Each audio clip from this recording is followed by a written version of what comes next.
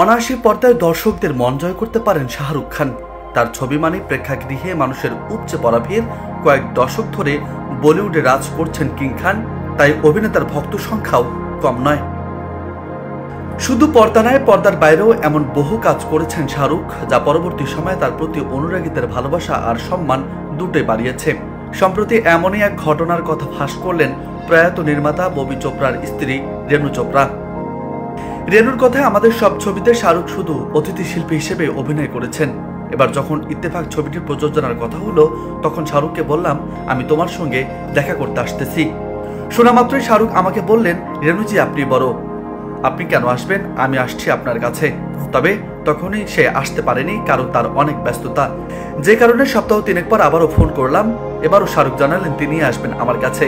এই যে বড়দের প্রতি যে সম্মান দেখায় শাহরুখ, তা অকল্পনীয়। রেনু বলেন, এরপর শাহরুখ দেখা করতে এলো, আমাকে শুধু জিজ্ঞেস করলো এই ছবিটার কাজটা কি। আমি বলেছিলাম, শাহরুখ আমার কাছে অত টাকা নেই যে এই ছবিটির প্রযোজনা করতে পারবো, কিন্তু আমার ছেলে খুব মন দিয়ে কাজটা করতে পারে। এবার তুমি যদি এই ছবিটা প্রযোজনা করতে পারো খুবই ভালো হয়। শোনা মাত্রই রাজি হয়ে যান শাহরুখ খান।